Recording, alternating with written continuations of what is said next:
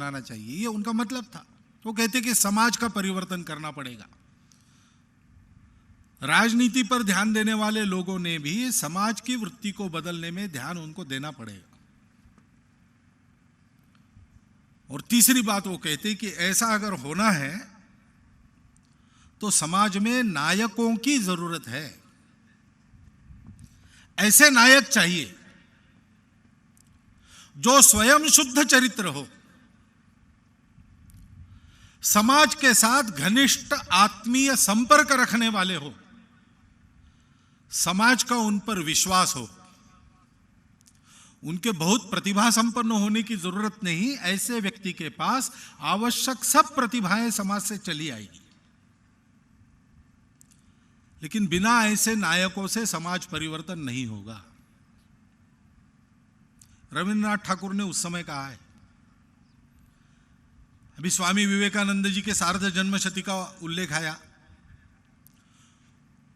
उन्होंने भारत के नवोत्थान के लिए जिस मंत्र से उस समय के सब सक्रिय तरुणों को अनुप्राणित किया, वो मंत्र कौन सा है, वो उपाय कौन सा है?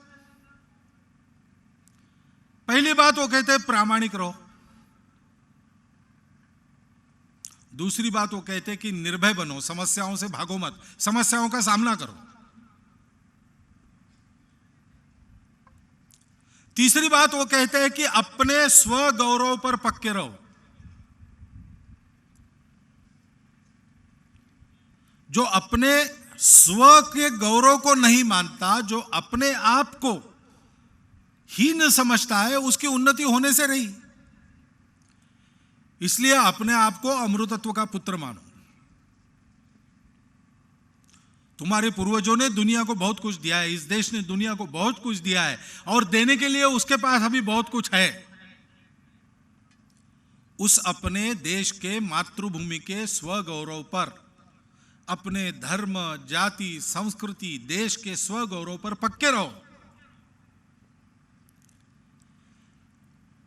और वो कहते हैं कि प्रामाणिकता से, निस्वार्थ बुद्धि से जनता में जनार्दन को देखकर उनके अज्ञान और दारिद्र्य को दूर करने की सेवा करो।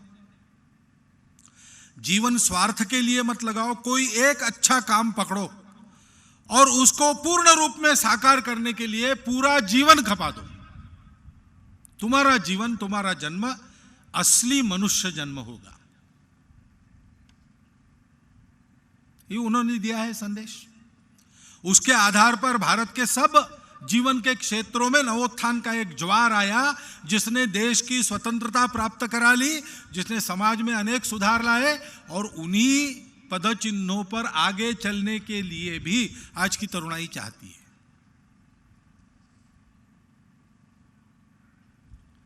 अपने देश में कम्युनिस्ट पार्टी की स्थापना की सर मानवेंद्रनाथ रॉय में अनेक संस्थापक थे, उसमें वो भी एक थे। बाद में वो रेडिकल ह्यूमैनिस्ट बने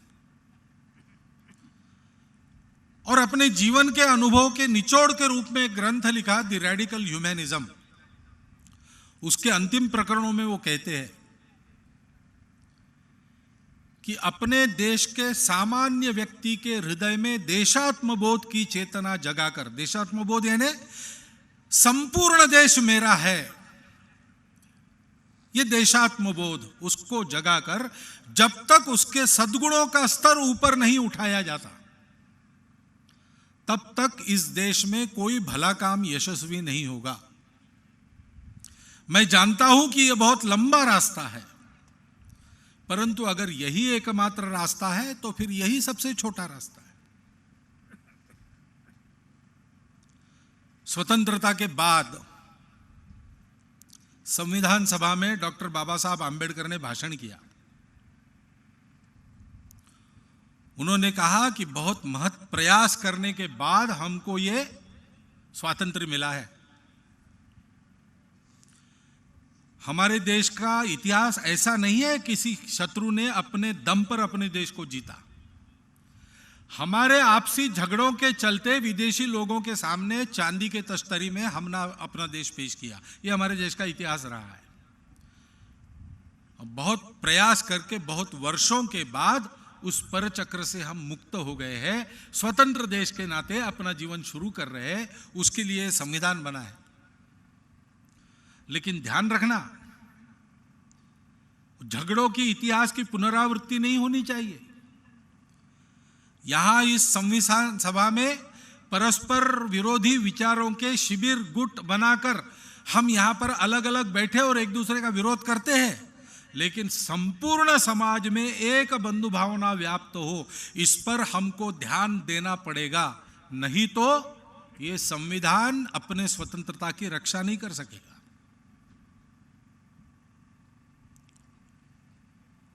डॉक्टर अब्दुल कलाम का कोई भी भाषण सुनो आप, कोई भी पुस्तक पढ़ो, उसमें 3 सूत्र मिलते हैं देश की उन्नति की।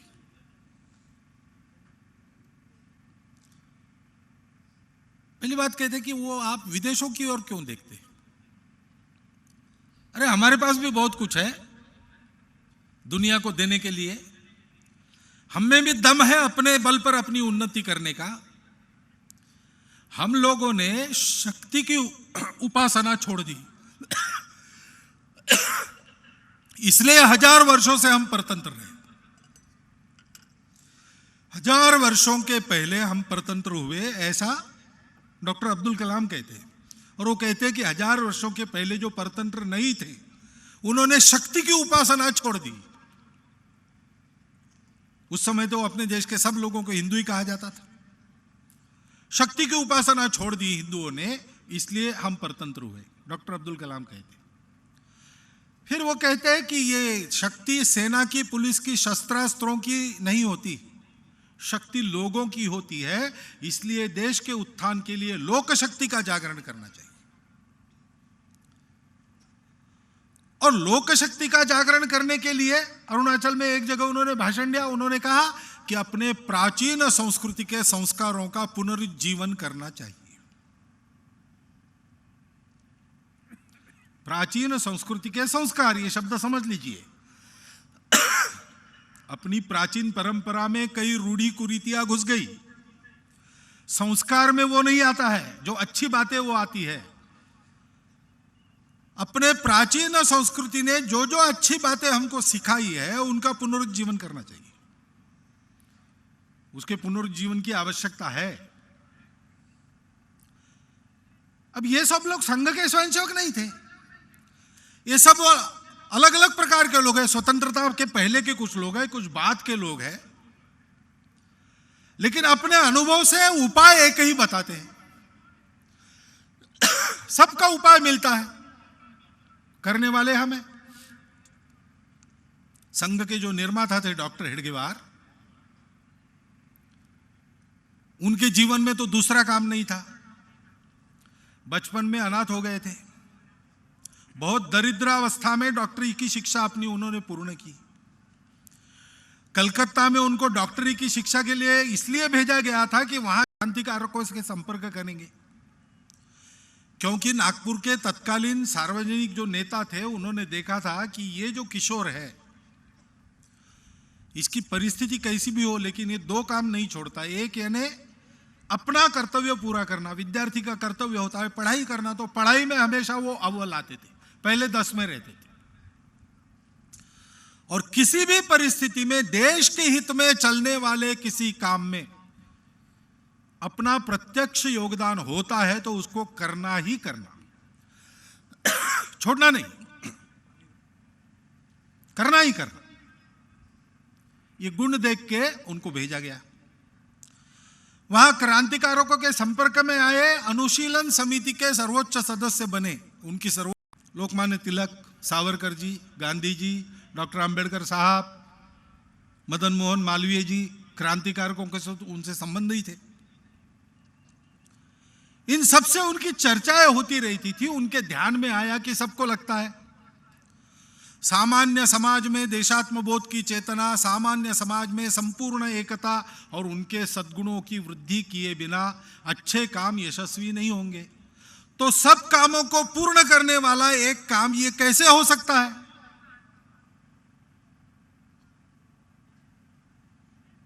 उन्होंने प्रयोग शुरू किए। उनके ध्यान में आया कि सब समाज को जोड़ने वाला एक ही सूत्र है। अपना समाज तो विविधताओं से भरा हुआ समाज है। भाषा अनेक है, खानपान रीति रिवाज अनेक है, देवी देवता अनेक है और बढ़ते चले जा रहे हैं। नए नए सृजित होते हैं, स्वीकृत हो जाते हैं। प्रांत अनेक है। ऊपर से देखने से दुनिया को लगता नहीं कि ये एक देश है, इतनी विविधता है। अब इसको जोड़ने का सूत्र क्या है? पंथ संप्रदाय जोड़ने का सूत्र नहीं होता है, अनेक है। जाकी रहे भावना जैसी, प्रभु मुहूर्त तिन देखी तैसी। अपने यहां मान्यता है, एकम सद विप्राह बहुधा वदंती। भाषाएं इतनी परस्पर अलग है, वो भी समझ में नहीं आती। किसी एक भाषा का पुरस्कार करे तो दूसरी भाषा वाले उसका विरोध करना शुरू कर देते। जोड़ने वाला सूत्र क्या है? एक जोड़ने वाला सूत्र है,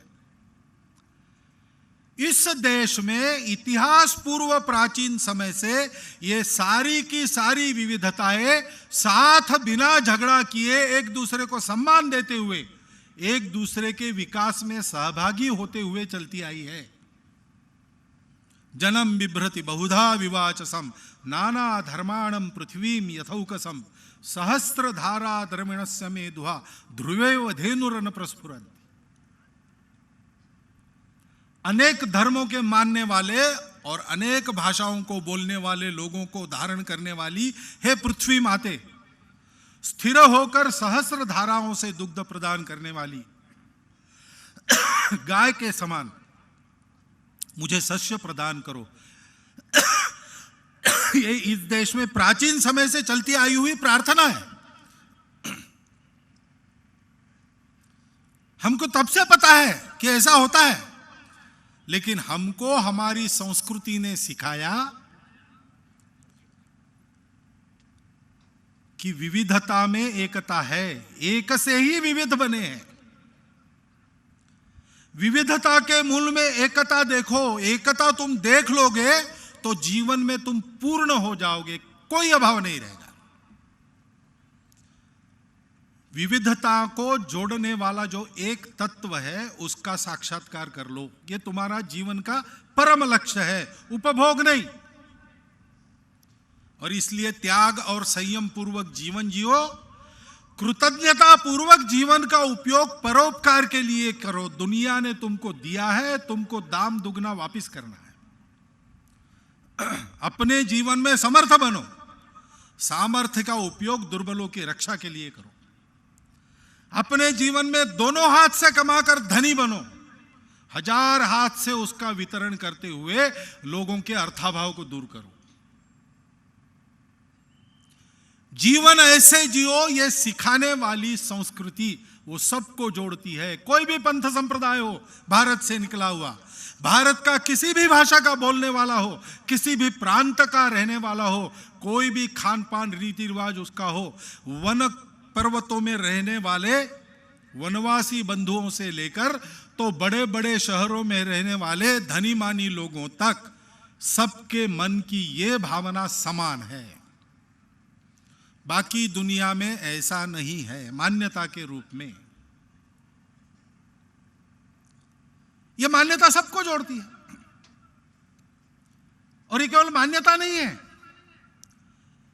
इस मान्यता से जिया जा सकता है ऐसा बताने वाले जीवन हमारे यहां पर प्राचीन काल से होते चले आ रहे हैं। सत्य के लिए राज्य छोड़कर वन में जाने वाले, स्वप्न में भी वचन दिया उसके पूर्ति के लिए अपना सर्वस्व न्योछावर कर देने वाले, ऐसे हमारे महापुरुष पूर्वज थे। उन पूर्वजों के गौरव का स्मरण हम सबको जोड़ता है। विवेकानंद की 150वीं जन्म शताब्दी सारे देश के लिए आस्था का विषय है।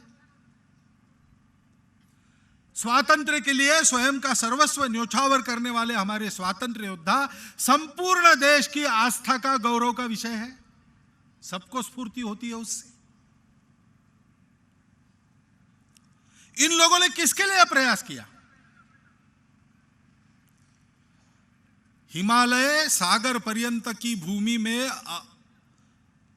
भूमि को अपने दोनों बाहों में भरता है, उससे जो देश निर्माण हुआ है उसका नाम हिंदुस्तान है। उस हिंदुस्तान के कारण, क्योंकि ये संस्कृति इसी के कारण बनी, सुजल सुफल मलय जो शीतल भूमि सब कुछ देने वाली, जिसको हिमालय की ऊंची दीवार के कारण और तीनों ओर के सागर के बंधन के कारण आक्रमण का भी भय नहीं था उस समय में।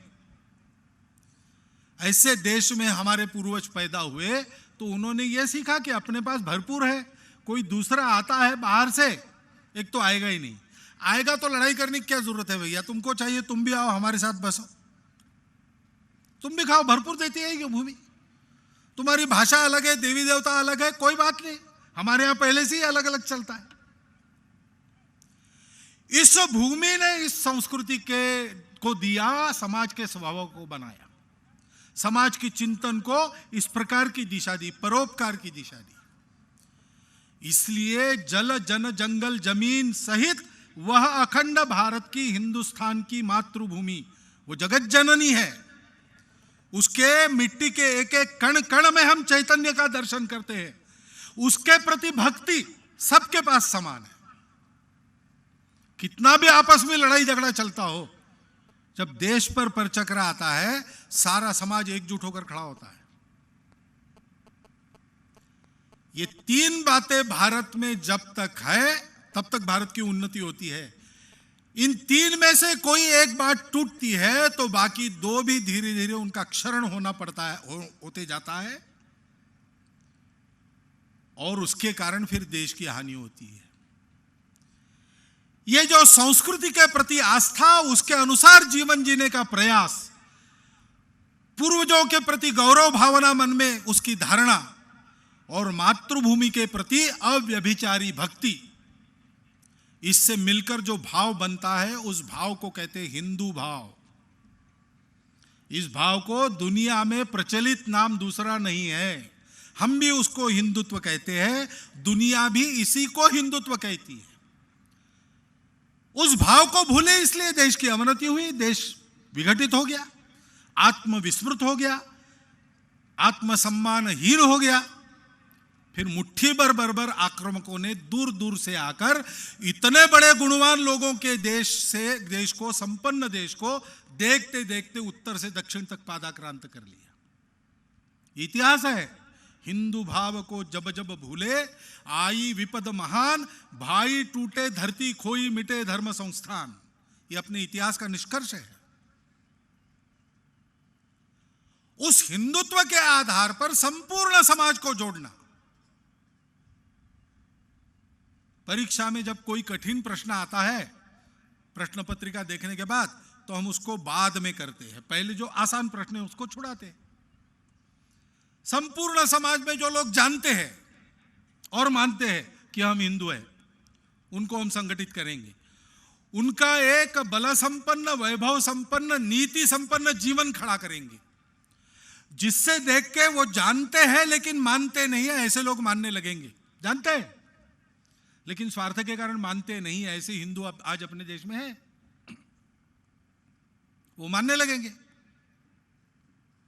उनको लगता है कि हिंदू कहने से अपना कोई स्वार्थ मार खाएगा या अपना नाम खराब होगा, कोई डर नहीं रहेगा। हिंदू बल संपन्न है, हिंदू नीति संपन्न है, हिंदू वैभव संपन्न है। हाँ भाई, हम भी हिंदू हैं। और जो भूल गए हैं अथवा जिनको भुला दिया गया है, उनको भी तभी याद आएगा जब इस सत्य के पीछे संगठित हिंदू समाज की शक्ति खड़ी होगी। इसलिए डॉक्टर हेडगेवार ने निश्चय किया कि संपूर्ण हिंदू समाज को एक बल संपन्न, वैभव संपन्न, नीति संपन्न संगठित हिंदू समाज के नाते खड़ा करूंगा, वो इस देश का भाग्य बनाएगा। दूसरा उपाय नहीं है। सबका निष्कर्ष लेके संघ चला है, किसी का विरोध संघ नहीं करता। संघ शक्ति के बढ़ने से अपने स्वार्थ के दुकान बंद होंगे, ऐसा जिनको लगता है, आजकल तो वही लोग संघ का विरोध करते दिखाई देते हैं, लेकिन अलग अलग उनको जाकर मिलते तो ध्यान में आता है कि उनके भी मन में यही है कि संघ अच्छा है। क्योंकि स्वतंत्रता के बाद भी 65 साल के अनुभव में से प्रामाणिक लोग, निस्वार्थ बुद्धि के लोग, विचार करने वाले लोग जिस निष्कर्ष पर आते हैं वो निष्कर्ष यही है, संपूर्ण समाज में एकता प्रस्थापित करना, उनको बल संपन्न, शील संपन्न बनाना, अपने भविष्य के स्वयं मालिक उनको बनाना। ये किए बिना देश का उद्धार नहीं होता। नेता, नारा, नीति, पार्टी, सरकार, अवतार की प्रार्थना करने से काम नहीं होगा। ये तो उस स्थिति में सहायक होते हैं जिस स्थिति में समाज ऐसे बनता है। उस समाज के संगठन को साधना, ये मूल काम कोई करता नहीं, फुर्सत नहीं है। सबने अपना अपना काम चुन लिया है। जिसको फुर्सत है उसको लगता नहीं कि ये होगा, और जिसको लगता है कि होगा अगर करेंगे तो, लेकिन करने का उपाय पता नहीं है। डॉक्टर हेडगेवार ने सोचा मैं इसका उपाय ढूंढूंगा। उन्हें 7-8 साल प्रयास किए और प्रयास करके उसकी कार्य पद्धति एक मन में सोची। 1925 की विजयादशमी पर उस कार्य पद्धति का प्रारंभ घोषित किया कि आज से हिंदुओं का संगठन करने वाला यह संघ प्रारंभ हुआ है। और उसके बाद कार्यकर्ताओं के स्वतंत्र चिंतन अनुभव में से फिर से जो विकसित हुआ वो उससे मिलता जुलता रहा। 1939 में एक अखिल भारतीय बैठक में उसको पक्का किया गया। तब से वह उस कार्य पद्धति को लेकर संघ चल रहा है, और केवल चल नहीं रहा है, उस कार्य पद्धति के सुफल के प्रत्यक्ष उदाहरण देश में जगह जगह प्रस्तुत कर रहे संघ के स्वयंसेवक। 1,30,000 से ऊपर छोटे बड़े सेवा कार्य, संपूर्ण जनता को एक दृष्टि से देखते हुए, किसी प्रकार का भेद न रखते हुए, अपनी चमड़ी घिसकर अपनी दमड़ी खर्चा करके संघ के स्वयंसेवक सारी दुनिया में